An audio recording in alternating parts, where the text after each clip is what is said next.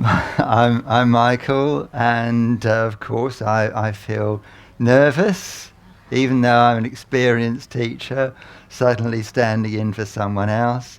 And thanks that those of you who have stayed, and I hope those have gone enjoy the sessions they've gone to. So, Surya Bija mantras, these are energizing.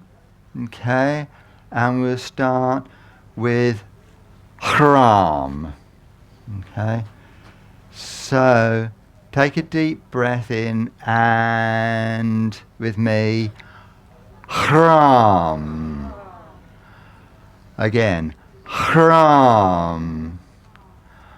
Hram. Once more, Hram.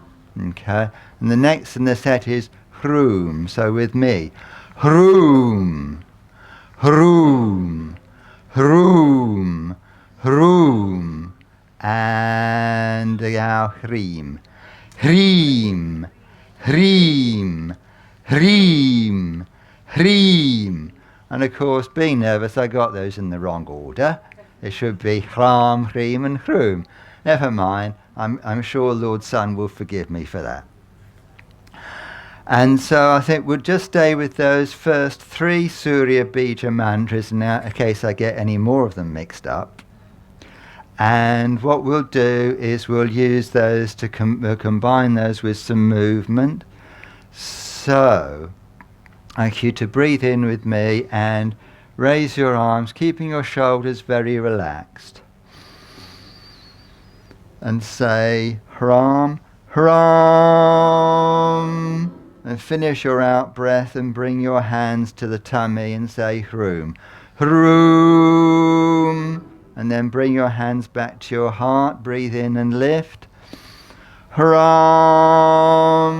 And return here. Hroom. And Hram. And drop the tone a bit. Hroom. Hram. Hroom. And now let's take a breath or two and then turn that into a very easy forward bend. And what I'd like you to do is to sweep the hands onto the back. So, okay. And so make sure you have enough room to your sides here. Step forward or back a bit so you can sweep your arms, get some nice movement going in the body. Okay, so in breath. Hram. Hroom. And breathing in, up. Hram. Hroom. Hram. Hroom. Hram. Hroom. Once more. Hram. And back to the tummy. Hroom. And breathe freely. So, again, to get warmed up a bit more, what we can do now is, what I teach a lot, is just this movement, which is sort of just bending the knees, lifting the arms, keep the head in line so we're neither looking up nor down, okay?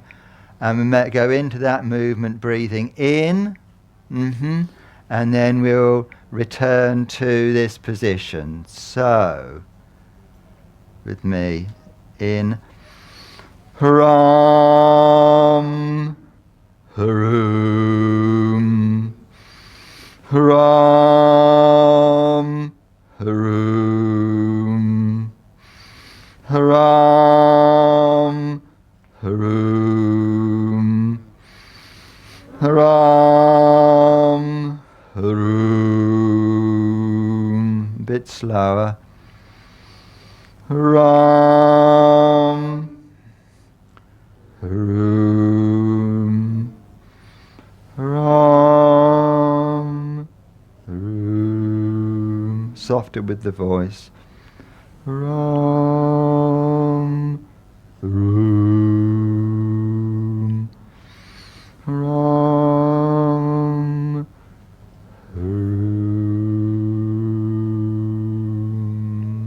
and breathe freely. And finally, can you please step the feet wide? And what we're going to do is you have the hands here on the sun center. Okay, this space just above the navel and below the breastbone. This is the sun center. This is the location of our inner fire. And we are going to use the same Bija mantras. So watch this as I show you. So I slip out the hand that's on your left side, breathing in, it's really expansive movement, and Hram, Haroom, and then the other side, Hram, Haroom, and continue in your own time. Let's all Hram, Haroom, and continue. Ram, Haroom. And then take that 6 more times, please. Just carry on. Work together with the people around you, or just in your own time and space.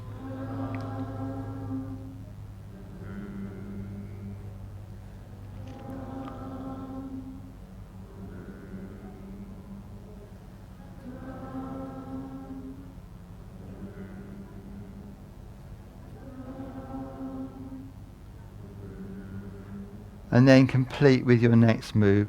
Oh, you have. Oh, you couldn't wait to finish that one. Okay.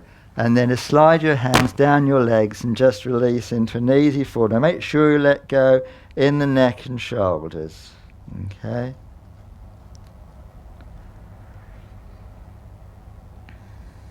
And then it's time to breathe in, slide the hands up the legs and come back to standing and step the feet together. So, I always feel very nervous about sitting in one of those things. You know, it feels so grand. I'm the great teacher, I'm the great master. I'm more used to sitting at the feet of great teachers and great masters. And I hope so are some of you. So, when we think about befriending the mind, I think we could sit now. I will sit up here, but only so you can see me. And only to keep me feeling nervous on edge, so I give you some good teaching, I hope. So, what is the first thing, really, that we can do to befriend the mind? Well, first of all, the idea of befriending the mind means that we're stepping aside from our mind, aren't we? They say that we are not the mind, but we're befriending the mind. And as my old mantra teacher used to say, Murray, never mind the mind. We're so preoccupied with the mind these days, aren't we? So, befriending the mind, looking after the mind, clearing the mind. So much of our work in yoga is to do with clearing, with the idea, you've heard of this nostril business, Nadi Shodhana or Nadi Shuddhi. Shodhana or Shuddhi is to cleanse. So, cleanse it, Nadi Shodhana means to cleanse the inner channels.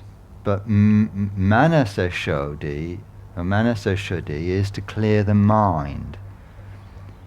So, one of our things in these days is to fill our minds up with so much stuff, with so much information. We have the internet, there's an enormous amount of information and misinformation available today.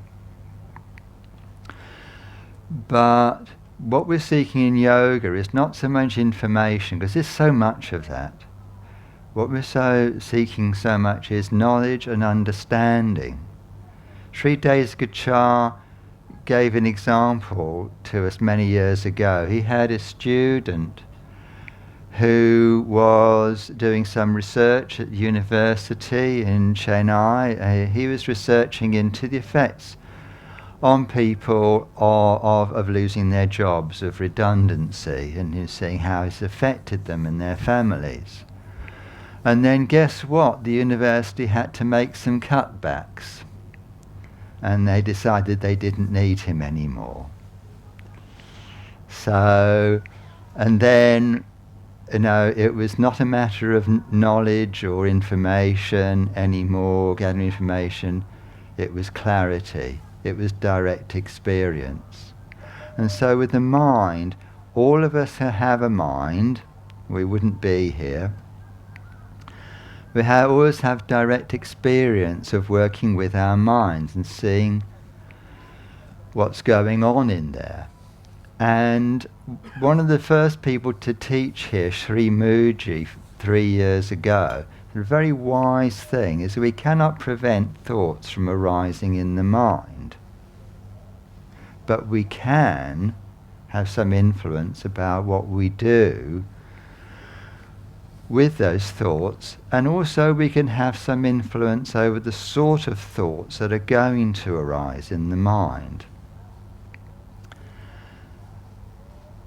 One of the first things that we can do to befriend the mind is to befriend the breath. Because Sri Swatmarama, who wrote the Hatha Yoga Pradipika 500 years ago, when he starts talking about the breath, one of the first things he says is Chalevate chalanchitam, which means when the breath is disturbed, the mind is disturbed. And when the breath is calmed, the mind is calmed. So this is one of the things that we can do a lot to help our minds, is to every day take a little bit of time aside to do some practice with the breath.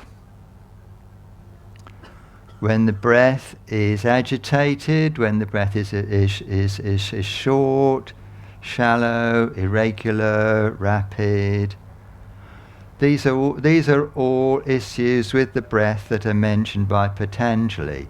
When there's agitation in the system, Patanjali says that we'll notice that the breath is like this, and that we'll notice we're fidgety and we're clumsy, and also we don't feel well in ourselves. Our mood is darker, and we're often aware of some discomfort or even pain. And so one of the first things that Sri Patanjali says is to focus on the breath, and particularly on breathing out, and sometimes even holding the breath out. So this is what I'm going to lead you in now. So I'd like you to think about is a very simple breathing practice where you allow the in-breath to be free. And I found that to be very important. Okay? When I say allow the in-breath to be free, I want you to have in your mind the idea that when the breath comes in, it can seep into every corner of the body.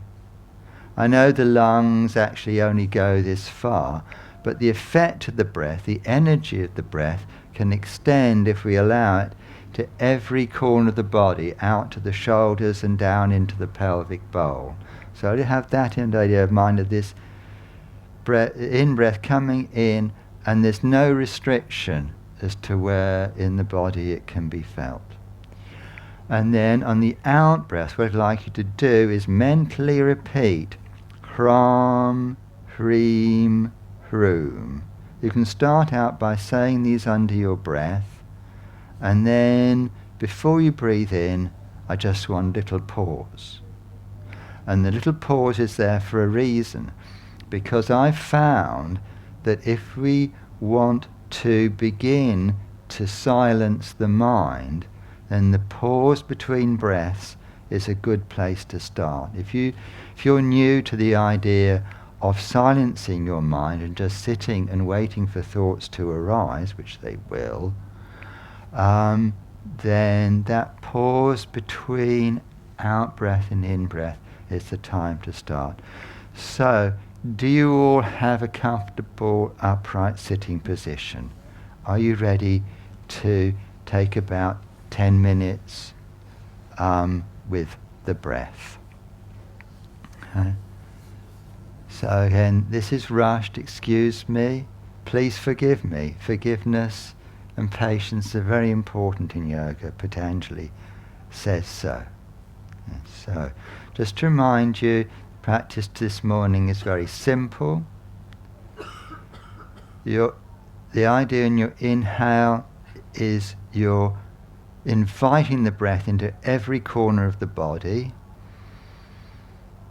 and then you're breathing out slowly through the nose, or sometimes through pursed lips. That can be helpful. And mentally repeating Hram, Hreem, Hroom. Chant with me 3 times, please. Deep, complete in-breath. Hram, Hreem, Hroom. A little softer. Hram, Hreem, Hroom. Softer still. Hram, Hreem, Hroom. And now resolve to take some time with your breath. In-breath filling every corner. Invite the in-breath to go where it wants to without restriction. Out-breath, mentally repeat. Hram, Hreem, Hroom. And then pause.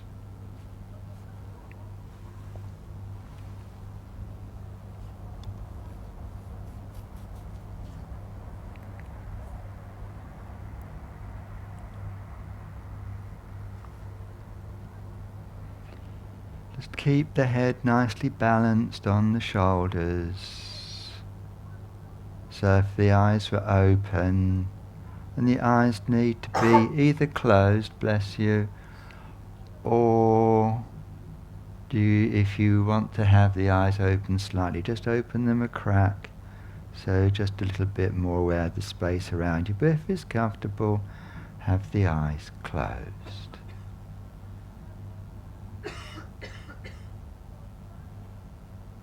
Invite the in-breath to just come in. Just fill every corner. Out-breath. Softly repeat the mantras.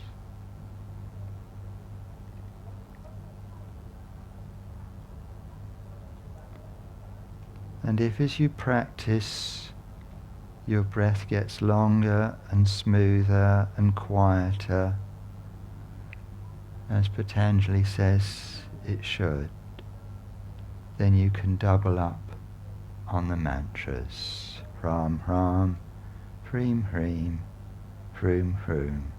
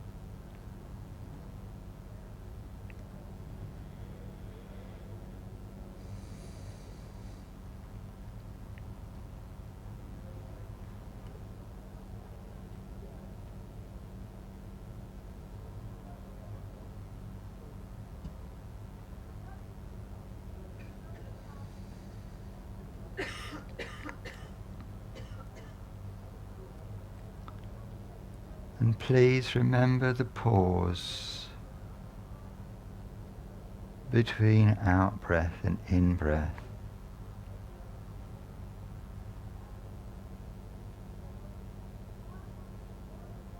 And if the mind starts to get busy, you might even want to repeat single word silence inwardly on that pause, in order to break any train of thought that's arisen and start afresh with the next in-breath.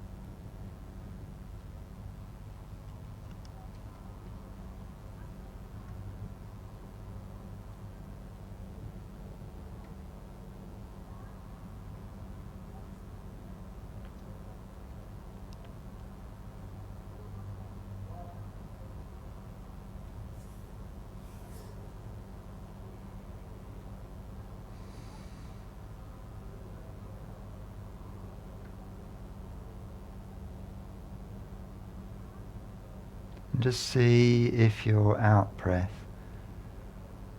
wants now to be a little bit longer, perhaps doubling up on the mantras. The idea that the in-breath is free, the out-breath is long and smooth, and there's this slight pause after the out-breath. That moment of silence.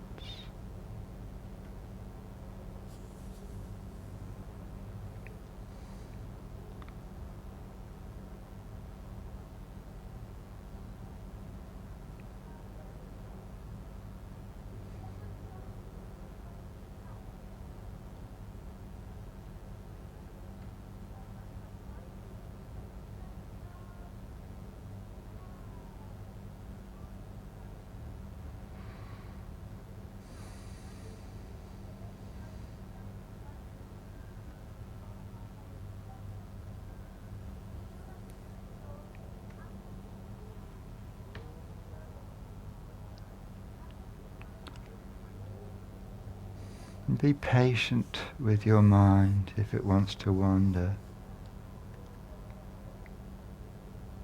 Just keep saying, no thank you, I want to be quiet now.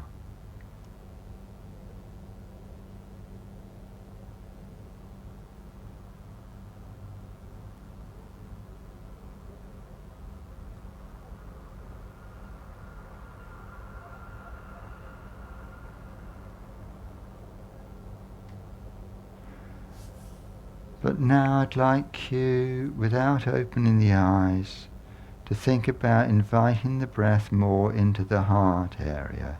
If your breath has become very soft, please ask your breath to become deeper.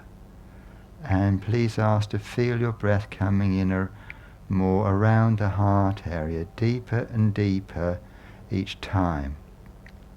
This is to gently stimulate and to rouse your energies, still with the eyes closed. Okay? And as you feel your energies start to move again in the body, you can, still with the eyes closed, just stretch out the fingers, stretch the arms out to the sides a little, mind there are people around you, and just gently move, gently lift the arms and lower, as we were doing before, just doing some movement in gently. And if you've been sitting with the legs crossed, you might want to stretch the legs out. or even not worrying about remaining sitting up, you might just want to lie down for a moment. Okay. Any questions, any experiences, any thoughts you'd like to share, anything you'd like to relate? And open the eyes now.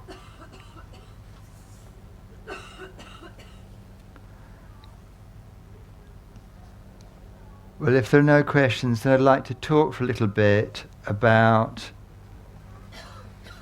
what Patanjali says that we can do for the mind.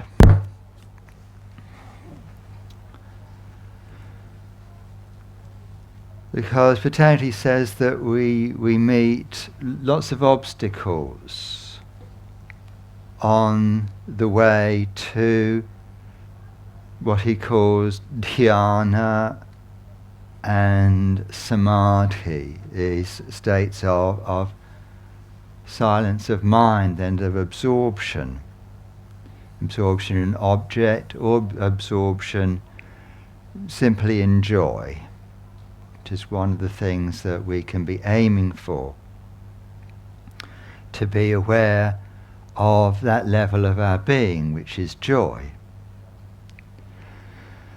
But living out in the world, we face all sorts of distractions. And how do we cope with those distractions? Well, Patanjali provides us with 5 principles, which he calls yama. The first of all, in order to be careful with our minds, the first thing we should do is to never wish harm to other living beings. Okay? It's the wishing, it's the will, it's the avoidance of ill will that's most important. Living in this world, we sometimes cannot avoid doing harm. But that must never be our wish or our intention. And so if we can practice that, then not only will we be befriending our own mind, but if we can master this non-harm, this complete lack of any ill will, then Patanjali says that we will become beacons of peace. And people will be attracted to us, and we will be one of the peacemakers in this world who can bring people together. The next thing Patanjali says, and this is advice, okay, it's not a commandment, it's advice, is to be truthful. Okay. But Patanjali puts non-harm first, so we must always think about, even if there's something we could say, okay, do we really need to say it? Okay? So whenever we do speak, though, we speak the truth. And the more that we really speak from our hearts, in this way, the more people will recognize that. And the more that the words that we do speak will carry authority. Third principle, asteya, is, well, not all of us are going around picking other people's pockets. But we must always be careful not to misappropriate things. Like, and that reminds me that, of course, what I'm teaching you comes not from me, but from Patanjali and Sri Desgachar and my other teachers. So the teaching isn't mine, I'm only here to share it with you. And then there's Brahmacharya, which means to conserve our energies.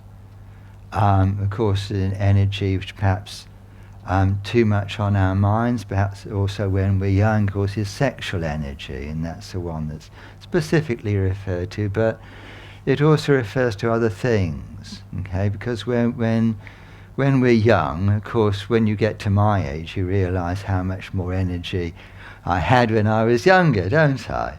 And so I'm going around saying to young people, conserve your energy. I think, who is this old man saying I should conserve my energy? What does he know? Well, I was young once. So young people, look after that beautiful energy which you have. And finally, we have non-grasping, which is that we must not always be looking out into the material world and grasping for things which you think are going to make us happy. Because although this may bring us momentary peace of mind, then as soon as we have things, then we start to become anxious about them. And then, so we have, for every moment of peace that we have through retail therapy, we have probably about 10 times as much anxiety. Oh, should I have bought that thing? Can I afford it? Do I really want to wear it now? Or, and so on. So there are those 5 principles of Patanjali, which he calls yama, which are the first things when we're starting out in yoga, that we need to start thinking about these things.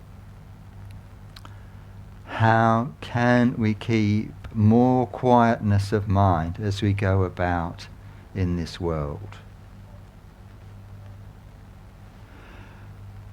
But the thing that I do want to share with you, which comes, I can offer to you, it comes out of my own practice, is if we persist with our yoga practice, if we practice our asanas so that we can sit comfortably, if we then, sitting comfortably, practice with our breath and also learn to befriend our breath, so when we work with our breath in our yoga practice, when we get into a stressful situation, having befriended our breath will then befriend us, and our breath will then remember to flow more calmly, to keep our poor minds calm when we face a stressful situation.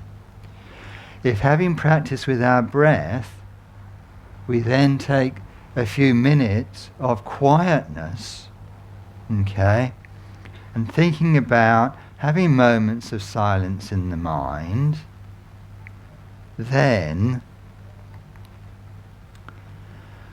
we will sorry, I'm old. I have a habit of losing the thread. What was I going to say? So, yes. So, if we spend enough time with our minds in a quiet state, we will all discover that there is a part of the mind that actually wants to be quiet. Patanjali says, this is a new pattern. This is a new samskara, something we've established through our practice. We will discover a part of the mind that actually wants to be quiet. And I would say that is the best thing that we can do to befriend the mind. Discover, each of you, I hope, if you haven't already, and maybe you will here this weekend, discover that part of your mind that really wants to be quiet, that doesn't have to be forced in any way. Do I have any questions?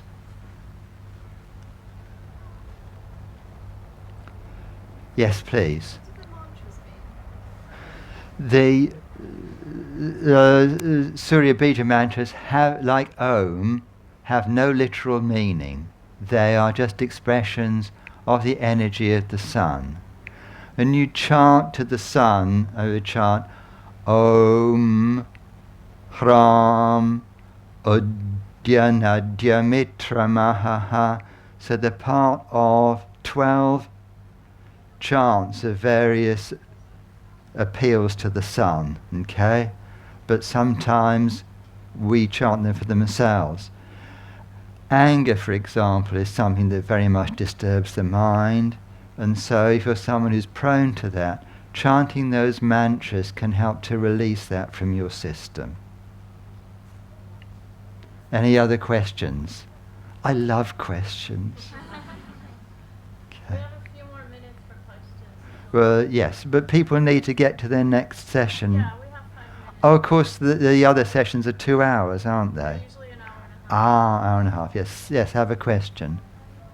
So, I've heard different people talking like about meditation in the mind, and you're always talking about like actually saying silence, whereas I've heard other people saying about like letting things come up and going with thoughts. And I just wondered what the difference in approaches and. It all really goes together, because if we never have any moments of silence in the mind, we'll never discover anything new. If we keep putting thoughts to one side, then there's always the hope that the mind will come up with another thought that's better. And that's really how I see it and how I experience it. One of the problems, though, is that as the mind becomes quiet, you remember things. You remember things you ought to be doing.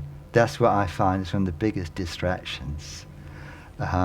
Useful as it is, especially at my age. Thank you. Have I answered your question? Any more questions?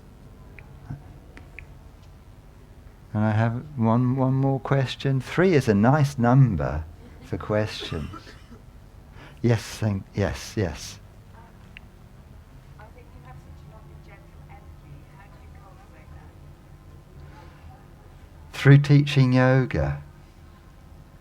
I think the answer is simple. I never used to be like this. I have yoga to thank and my teachers. Thank you. So I think it's time for me to once again chant my salutations to Patanjali and to let you go. Yogena chittasya padena vacham malam sharirasya chavaidhyakena yopakarotam pravaram muninam Patanjalim pranjaliranatosmi. Thank you. And I and my 2 colleagues, Andy and Helen, will be teaching. I think we're in the air tent, aren't we, tomorrow morning? Okay. If you're prepared to put up with me again. Thank you.